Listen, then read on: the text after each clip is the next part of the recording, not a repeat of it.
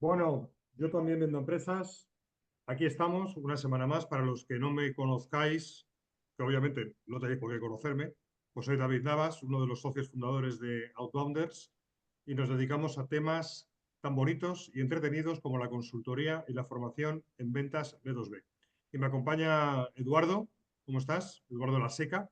¿Qué tal? Buenos días. Pues yo también me dedico a lo mismo. Qué coincidencia. Coincidencia. Y hoy nuestro invitado es Miguel Ángel Riesgo, que te saludo, Miguel Ángel, y te pido que te presentes. ¿Qué tal? Buenos días. Pues nada, oye, ya veo que tenéis una gran audiencia y además soy un fiel seguidor de vuestros contenidos, que la verdad que son muy buenos y cada día mejores, no porque antes sean peores, sino porque cada día vais evolucionando evidentemente y además pues estáis muy especializados en todo lo que es la venta B2B y demás, en todo lo que es la parte de prospección, como vuestro propio nombre indica. Con lo cual, muy contento con los contenidos que dais. Me presento brevemente. Mira, mi nombre es Miguel Ángel Riesgo. Y bueno, la verdad es que digamos que en mi carrera profesional se divide en dos grandes fases.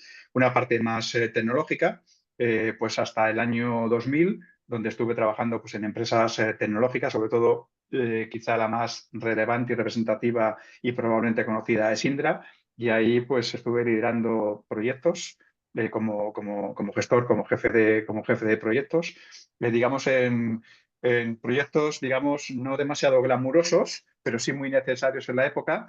Me acuerdo que estaba, por ejemplo, con temas del efecto 2000, el famoso efecto 2000, esto que iba a haber un cataclismo el 1 de enero del 2000 y al final no ocurrió nada, probablemente porque hubo gente que hizo bien su trabajo.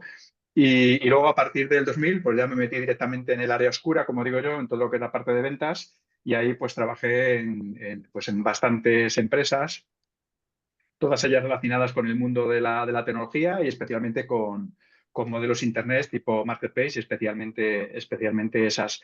Y ahí, bueno, pues estuve viviendo en un par de países, estuve en Portugal un par de años y luego pues estuve en México viviendo durante prácticamente 5 años y bueno, pues creo que hoy os vamos a comentar pues a la audiencia para ver si podéis, os puede servir, os podemos entregar algo de valor un poco con el conocimiento que tenemos de trabajar en México y, por tanto, proyectándolo a Latinoamérica.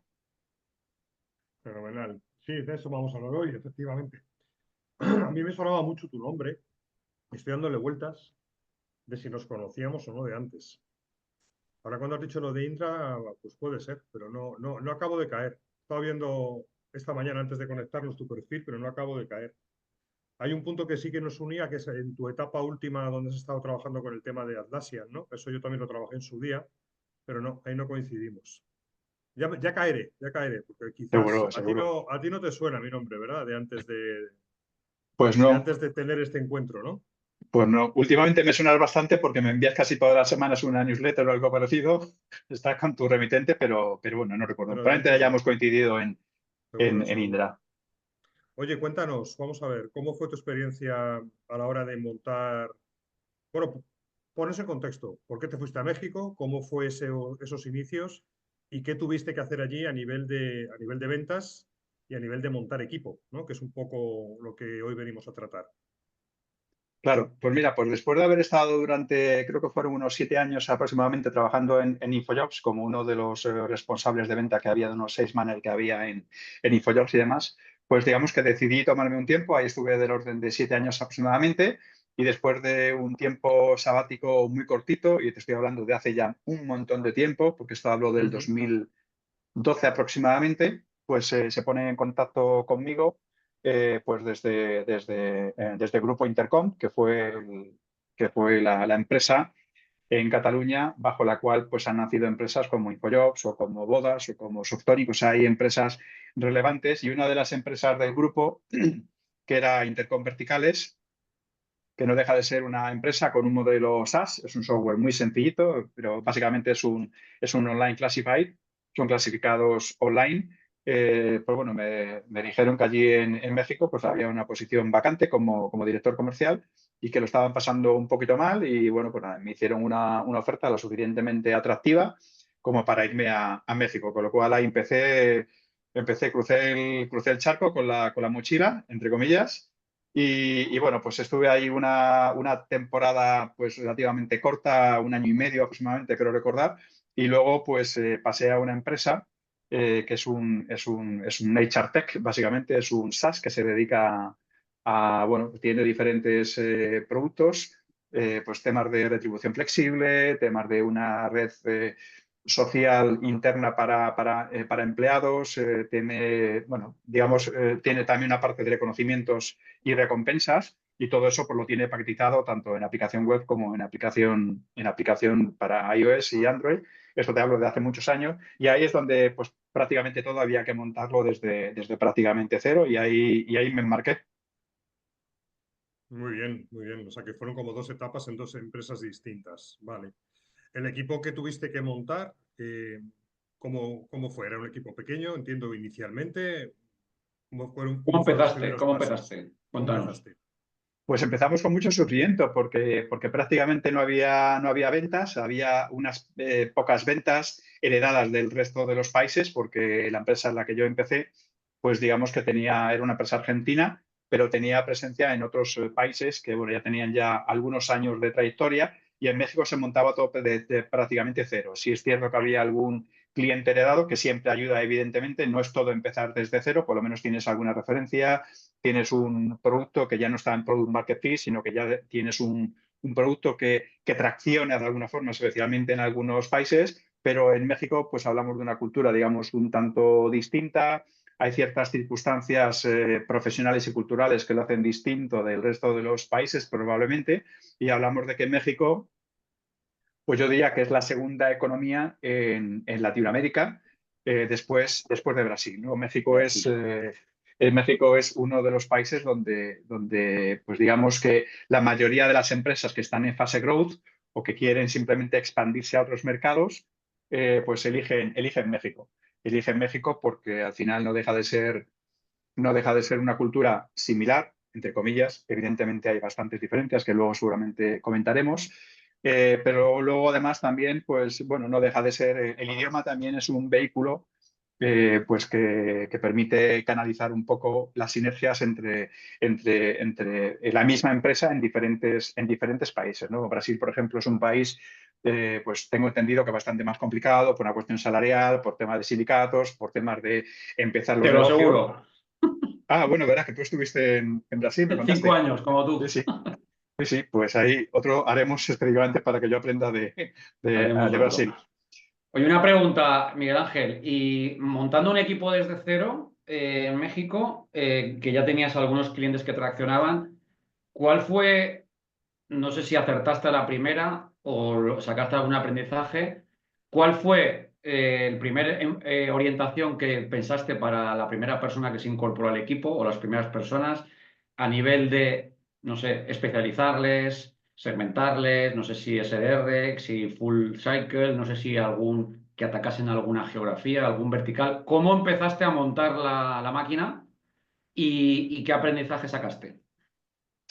Pues mira, montar una máquina nunca es sencillo, y no es una cuestión de acertar o no, y menos a la primera, es una cuestión de prueba-error. Y eso es algo común a cualquier país, no solamente LATAM, España, Europa, en lo que sea. Entonces, también hay que partir de la base de que estamos hablando de que o de que era en su momento una startup en México, con lo cual los recursos no eran ilimitados. Nunca son ilimitados, pero estamos hablando que había ciertas restricciones en la parte presupuestaria, con lo cual yo era el country manager, con lo cual evidentemente tenía que montar todo el equipo, pero bueno, centrándome en la parte de ventas, al final cuando montas algo desde cero, desde prácticamente cero, una vez que ya tienes todo lo que es la parte de producto, lo tienes claramente desarrollado y ya hay una atracción, ya empiezas a tener tus ventas, y lo que quieres es un mantenimiento no solo correctivo, sino especialmente evolutivo, metiendo nuevas funcionalidades, nuevos productos, etcétera, etcétera.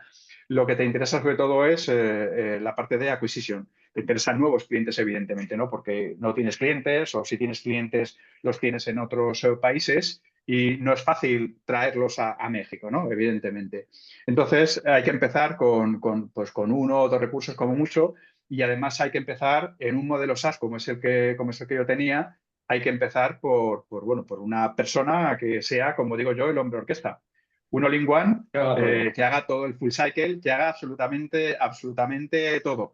Eso es durante un tiempo, evidentemente, donde tienes que ir ajustando mucho todo el proceso y, evidentemente, pues te tienes que encontrar con la realidad del mercado, pero luego, evidentemente, una vez que has desarrollado, y lo lógico es previamente a esta incorporación de un comercial, tienes que haber desarrollado antes pues todo lo que es la estructura, el caparazón, como digo yo, de todo el equipo comercial. Es decir, contratar a una persona sin saber muy bien hacia dónde vas es como Rambo en las películas, ¿no? Cuando se pone a disparar como un loco y mata a todo, mata a los buenos, los malos, los pequeños y los grandes, ¿no? Hay que tener ese caparazón, que ya todos conocemos muy bien, que saber a quién vas a vender. Es decir, todo lo que es la parte de la Ideal Customer Profile, saber cuál va a ser tu mercado objetivo, cuáles son los casos de uso, cuáles son las target personas de las industrias a las que te vas a dirigir. Ahí, en mi caso, era bastante amplio, porque como hablamos de una solución para recursos humanos, pues bueno, había empresas, evidentemente, como aquí en España, empresas tecnológicas donde les cuesta, donde hay mucha oferta, perdona, donde hay mucha demanda, pero hay muy poca oferta, donde hay mucho mercenario, donde es difícil contratar a las personas, pues evidentemente soluciones como las que ofrecíamos en su momento en esta segunda empresa que os comento, pues evidentemente son muy atractivas para retener a los empleados, ¿no? Entonces, una vez que tienes todo eso, evidentemente, bueno, tienes que, todo lo que es la parte de segmentación, tienes que empezar ya a definir todos los playbook de ventas, en este caso sobre todo centrado en la parte de prospección, integrando todo lo que has hecho previamente y ya dibujando de alguna forma un primer borrador de lo que va a ser tu pitch comercial, objeciones, etcétera, etcétera. Pero luego también hay que definir la tecnología, ¿no? En esa tecnología, ¿qué vas a utilizar, ¿no? Que en aquel momento hablamos del 2015 aproximadamente, creo recordar. Evidentemente había mucha tecnología, no como ahora con el tema de inteligencia artificial, pero la utilizábamos profusamente. Una vez que tienes eso, contratas ya al comercial y luego vas viendo a medida que vamos captando clientes, que evidentemente en un modelo SaaS hay que especializar.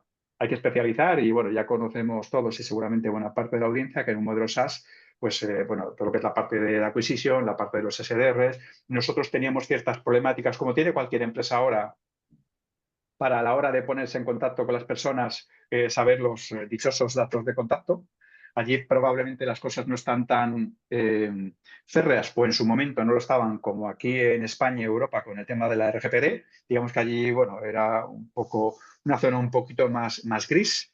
Por eso teníamos también Lead Miner, que lo que hacían eran recabar todos esos datos para luego hablar con el equipo de marketing. Eso es una cosa muy importante que evidentemente hay que hacer en cualquier sitio y también en México Lata en general, que es alinear con la parte de marketing para poder tener una aproximación mucho más de campañas, es decir, campañas puntuales, periódicas, con una fecha de comienzo y una fecha de finalización, pues que te permitan engranar todo ese proceso de generación de leads, de puesta en contacto, ayudándose con la tecnología tipo Outreach o lo que sea por parte de los SDR, sacando unos datos de contacto razonablemente fiables a través de bases de datos o a través de estas tecnologías pues, que ya están bastante evolucionadas, tipo Casper o tipo Lusar, lo que sea, y luego hacer una transición lo más cualificada posible con un discovery lo más potente posible, pues a un BDR o a un account executive para poder lidiar con todo ese proceso. Es decir, Oye, Miguel empezamos Ángel, así y perdona que te fuimos interrumpa. expansionando. Está el proceso súper bien explicado, pero yo tengo una pregunta difícil, de las difíciles. ¿Acertaste a la primera con las dos primeras personas del equipo? No. Bien, porque esto es Bueno, el con una clásico. de ellas sí continúo en el proceso, pero bueno, ya te digo que cuando se inicia en el proceso, pues evidentemente, claro, todas las empresas que quieren o que queremos contratar el mejor talento, es una cosa evidente, ¿no? Ya, pero el mejor talento, bueno, pues primero hay que saberlo captar, luego hay que ofrecer un proyecto lo suficientemente atractivo y que sea motivador, y luego además también, pues que salarialmente sea interesante. Entonces, cuando tú empiezas desde prácticamente cero, probablemente alguna de esas variables no la tienes completamente controlada, con lo cual la posibilidad de fallo evidentemente es mayor. Pero bueno, digamos que yo tuve un éxito de un 50% en esas dos primeras Bueno, no personas. está mal, no está mal. Lo, Oye, lo yo quería pregunto, preguntaros a los dos, ¿vale? Porque los dos tenéis experiencia en haber trabajado y creado equipos en LATAM. ¿Cuál fue vuestro, empezando por ti, Eduardo, ¿no? Por un poco también ver la experiencia brasileña? ¿Cuál fue y luego Miguel Ángel, pues también respondes. ¿Cuál fue tu mayor shock a nivel cultural con la gente, con los equipos, con los compañeros y con los clientes? ¿Cambia mucho? Yo, para mí siempre lo digo, y la TAM en eso es muy parecido, que sobre todo el cambio más fuerte para mí es hacia cliente. Y es que en la TAM no hay una reunión mala. Es decir, la gente es muy agradable para nuestros estándares, es muy cariñosa, las reuniones son muy buenas, pero luego las ventas se dan círculos, ¿no? Es decir, no se concreta. En Latinoamérica el no es una palabra muy agresiva. Esto pasa en México, en Brasil, en todos los países, ¿no? Y nosotros decimos no con mucha más facilidad. Y en el norte de Europa dicen no muchísimo más fácil que en España. Es todo muy relativo. Pero esto es el gran shock, ¿no? Que los procesos de ventas, cualquier persona que haya vendido en LATAM sabe que sales de una reunión pensando que ya has vendido y es falso, porque es muy difícil salir de una reunión con una impresión negativa. Es muy raro. Yo he vendido en otras partes del mundo y en Asia, por ejemplo, son reuniones muy frías y siempre te vas con la sensación contraria. Aquí no vamos a vender ni un clavo, ¿no? Y Entonces en con LATAM, las personas, Eduardo, con las personas, con los compañeros, con con las los personas responsables, con espectacular los porque managers, no hay o no está más como claramente jerarquizado. sí, hay mucha más jerarquía, pero podemos entrar en muchos matices. En Latinoamérica hay unas diferencias salariales brutales entre escalones comparado con España y todas esas cuestiones, ¿no? Pero a mí, si tuviera que elegir lo que más me impactó fue este tema, ¿no? De lo fáciles que son las reuniones, lo que el cliente se presta a ayudar, lo amables que son, lo abiertos, te dan hasta referencias, te hacen presentaciones, es todo muy fácil, fluye muy bien y eso no tiene nada que ver con que la oportunidad esté en el buen camino. Nos llevamos una impresión errónea los que somos de fuera, los que son de allí ya lo saben que esa es la normalidad. Y tú, Miguel Ángel, por ejemplo, notabas tú que sí que hacías el rol de un gestor de personas, ¿no? Que tenías gente a tu cargo. ¿Cómo es esa relación a nivel jerárquico? ¿Está más marcada que en España? ¿O es o no es tanto como a mí, como yo tengo el prejuicio quizás en la cabeza? Bueno, yo ahí diría que hablo en función de mi experiencia. Mi experiencia Claro, obviamente claro. es limitada. Hay muchas experiencias y muchas realidades distintas y cómo se interpretan. Pero yo diría que en España, o probablemente proyectando hacia Europa, las estructuras son mucho más horizontales. En México yo creo que las estructuras, y en LATAM, por tanto, las estructuras son mucho más jerarquizadas. Hay una relación Formal mucho más entre las... formal, mucho más formal. Sí, sí, bueno, ahí de hecho en México, por ejemplo, pues claro, a la hora además coincido muy bien mucho con lo que contaba Eduardo, pero ahí, por ejemplo, claro, uno de los grandes shocks culturales cuando llegas allí es que los europeos, los españoles, somos muy directos.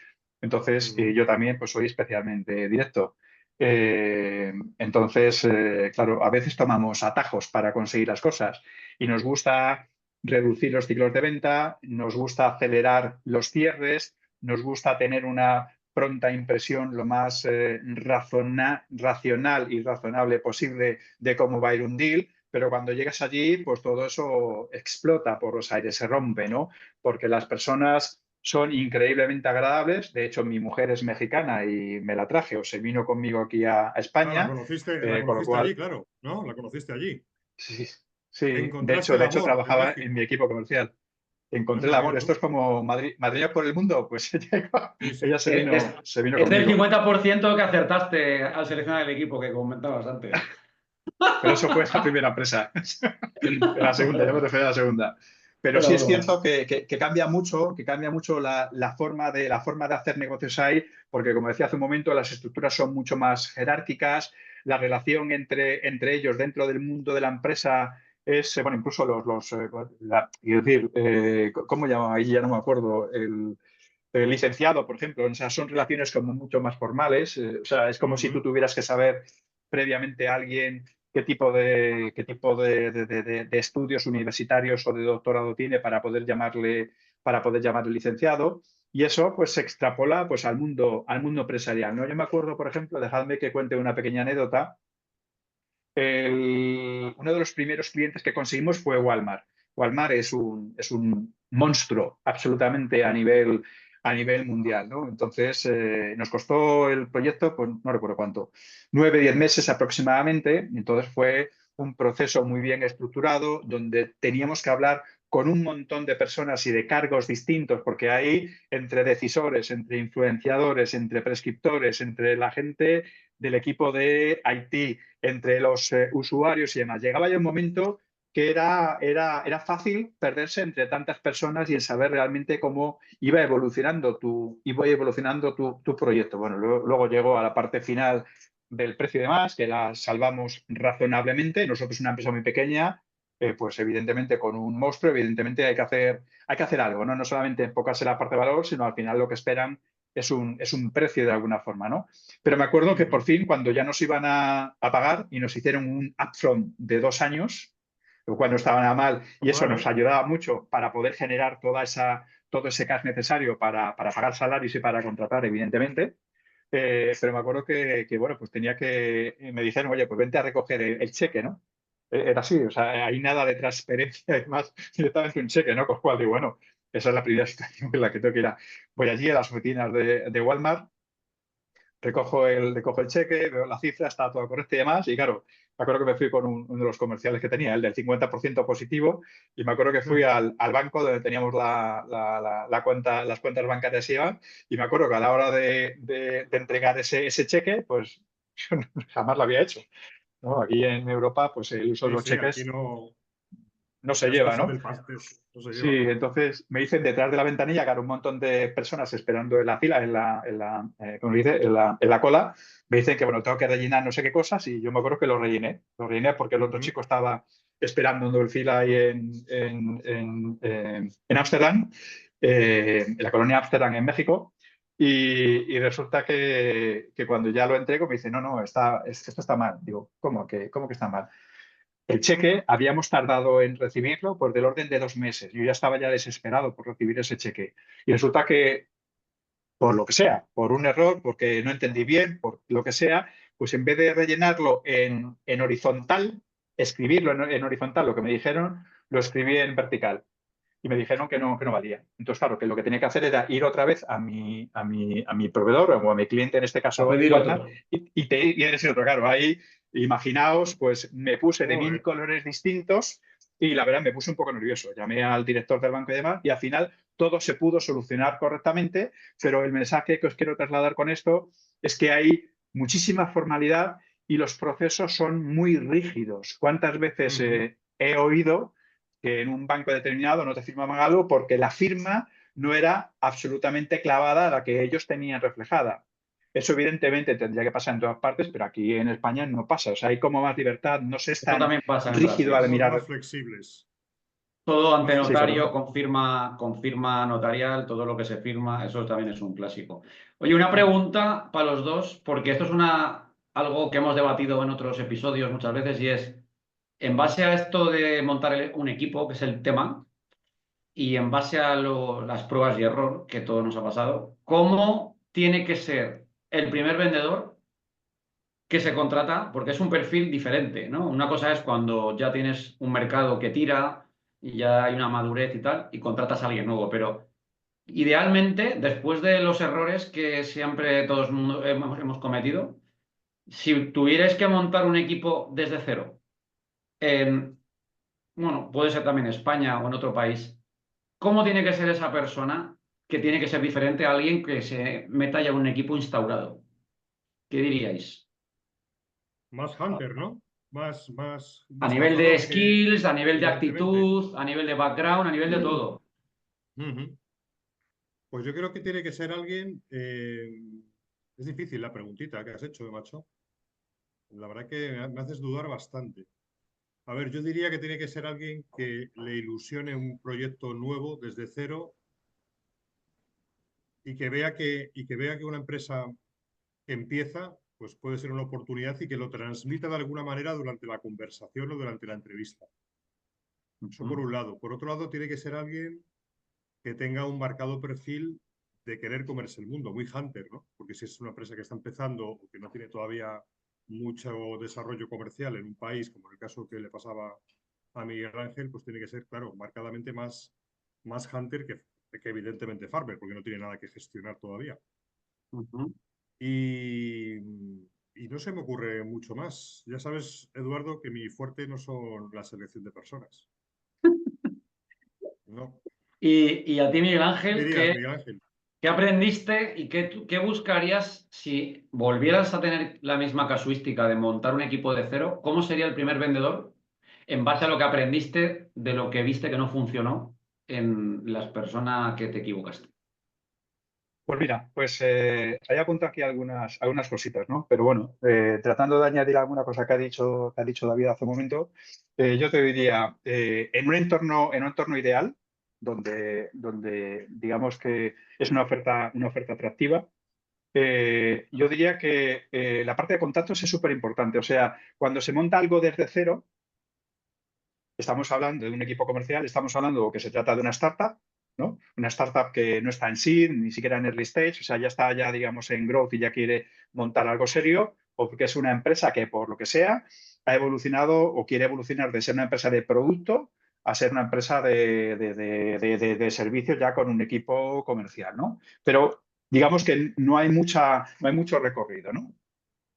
Pero digamos que la parte de contactos tiene que ser importante. O sea, yo contrataría a una persona que no viene aquí a experimentar, que no viene rebotado de otras industrias, que no viene a ver si esto ya definitivamente me funciona, sino alguien que yo tenga unas ciertas garantías, entre comillas, de que va a traccionar bien y de que va a conseguir sus primeros clientes de una forma razonablemente rápida. Dependerá del producto, del ciclo de ventas, de un montón de cosas. También para esa primera persona, yo vería mucho también la parte de la química.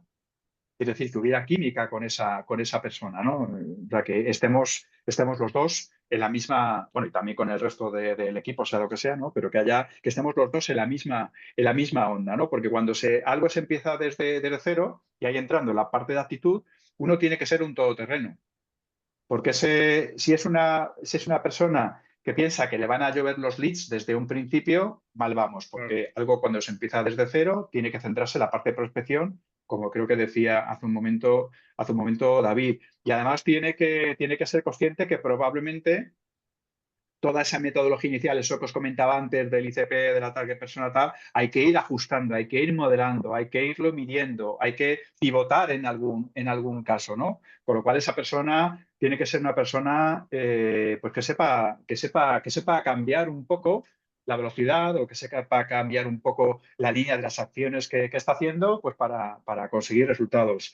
También diría en la parte de tecnología, evidentemente, tiene que ser una persona que conozca el mundo de la tecnología, que se mueva razonablemente bien, que conozca, no tiene por qué ser un experto porque las herramientas al final se aprenden, o sea, no tienen ninguna complicación, más o menos difíciles, pero se aprende un CRM, un RP, un Galaxy, un sea lo que sea, eso no tiene mucha complicación.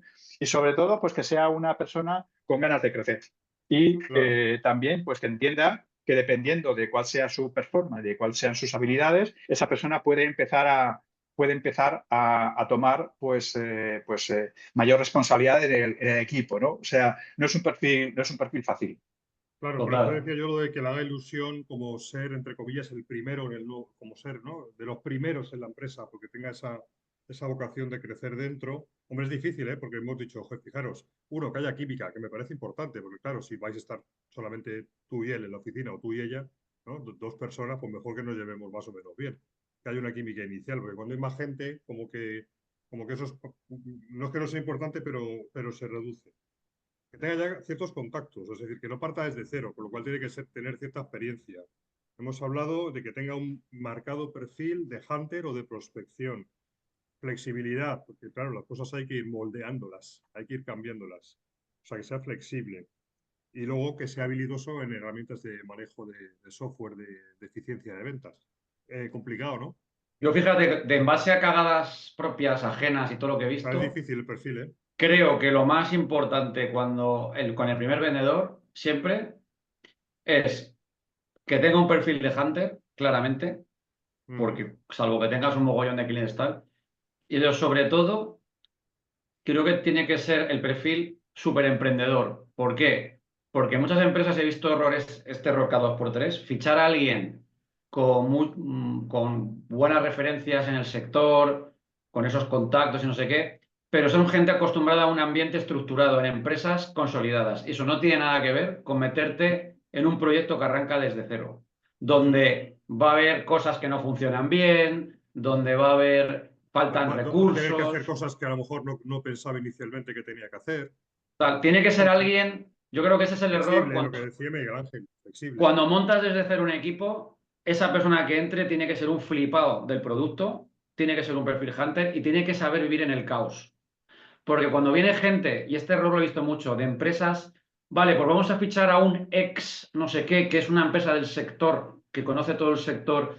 Por ejemplo, voy a vender al sector asegurador, voy a fichar a un ex del sector asegurador y tal. Esa persona viene de un entorno súper seguro, súper consolidado, donde todo funciona, acostumbrado a procesos muy bien instaurados. Mm. Tal. Y de repente se encuentra en una situación donde, lo que decía Miguel Ángel, tienes que tener cintura porque esto cambia. Hoy es esto, mañana es esto, mañana es lo otro. Entonces, ahí es donde veo los mayores problemas, que no has contratado a la persona para la etapa del negocio en la que estás, Mm. ¿sabes? Y probablemente sea una persona muy, muy potente, con muy buen conocimiento del mercado, con buenos contactos y tal, pero de repente es una persona que no va a funcionar en un ambiente emprendedor porque no es emprendedora, porque lo que necesita es una estructura estable, muchos recursos de marketing, muchos recursos en general, no es tan hunter, es más farmer, tal. Yo el perfil que siempre he encontrado mejor es alguien que haya emprendido previamente, porque quien ha emprendido, aunque le haya salido mal, y quiera volver a lanzarse a un proyecto con tal nivel de incertidumbre, seguro que es flexible, seguro que es hombre orquesta o mujer orquesta, como decía Miguel Ángel, que quien emprende tiene que hacer muchas cosas, Mm. tiene que ir adaptándose y sabe navegar en el caos. Que quien nunca ha emprendido no sabe lo que es el caos. Sí, sí, Yo Eso lo me diría, parece muy buen filtro, ¿eh? mm, Me parece muy yo buen diría filtro también, para si este me, si perfil. me permitís, dos cosas más que yo habitualmente busco en las personas. Uno es, y no sé si esa palabra existe, pero yo la voy a mencionar, una persona que sea coacheable. Total. Ah, sí, sí, sí, Para sí, mí eso es totalmente. tremendamente importante porque, Que esté abierto a que alguien le enseñe, por decirlo, ¿no? Por un poco utilizar correcto, lo que bueno, o que significa también eso. esté dispuesto a enseñar, ¿no? Eso es Ujú. como contraposición absoluta a los guerreros solitarios. Y yo he conocido Sí, algún guerrero solitario y con esos no sí. me siento cómodo porque al final, pues bueno, el trabajo en equipo es absolutamente esencial, ¿no? Que sea coachable, que se deje coachear. Evidentemente también hay que saber coachear, saber motivar, saber liderar. Evidentemente hay que hacerlo bien, ¿no? Pero una vez que se hace bien, pues que la reacción por la otra parte sería, yo la que me esperaría de una persona sería, oye, pues de todo esto que me estás diciendo, oye, a lo mejor tienes razón en ciertos puntos, porque mira, me lo has sabido explicar bien, me lo has sabido explicar de forma amable, me has puesto ejemplos y me estás dando una visión, con lo cual algo de lo que dices probablemente tenga sentido y vamos a poner un plan de acción, déjame tocar esto. Y luego el segundo punto es, no sé muy bien cómo definirlo, pero a mí siempre me gustan las personas inquietas. ¿Qué significan las personas inquietas? Pues las personas inquietas son pues, las personas que están constantemente aprendiendo, Mm. que no se creen que lo saben todo, porque claro, una persona que se cree que lo sabe todo en un determinado sector, mal empezamos, porque ese producto va a ir evolucionando, ese mercado va a ir evolucionando, la tecnología disruptiva como la inteligencia artificial está trastocando absolutamente todo, con lo cual alguien que se crea que lo sabe todo en ese entorno cambiante, Total. ahí hay un pequeño problema, ¿no? Pero esas ganas de saber o esa inquietud, por ejemplo, cuando se está en una empresa, hablando de metodologías de discovery, pueden ser algo sencillo, entre comillas, como un BANT, o puede ser algo mucho más complejo como un MEDIC. Ya, pero por ejemplo, si tenemos una venta mucho más profunda de un importe de ticket elevado o muy elevado, con ciclos de venta súper elevados, con un montón de decisores en diferentes áreas de la compañía y demás, que utilizamos una metodología como MEDDIC, o tiene que ser una persona inteligente. Y cuando digo inteligente, me refiero a que sea una persona inquieta, que diga, oye, ¿cuáles son mis competidores? Oye, ¿cuál es mi buyer persona? ¿Cómo está este proceso? ¿No? Y para eso tiene que ser una persona integral que tenga capacidad de saber qué es lo que está pasando en cada momento y de que cuando alguien, su head of sales o lo que sea, le pregunte cómo van estas operaciones, te dé una respuesta convincente, te dé una respuesta que te deje tranquilo, porque tiene controlado al 100%, entre comillas, que nunca es imposible, ¿no? Pero lo más aproximado y que te deje tranquilo diciendo a esta persona, una persona inteligente, una persona capaz, una persona inquieta que se está moviendo y que no hace falta que una persona de arriba le diga lo que tiene que hacer, que eso sería casi microgestión, pero que esa persona sea proactiva y se anticipe claro, cuando tienes a tu equipo, pues a alguien con esos perfiles, te deja tranquilo.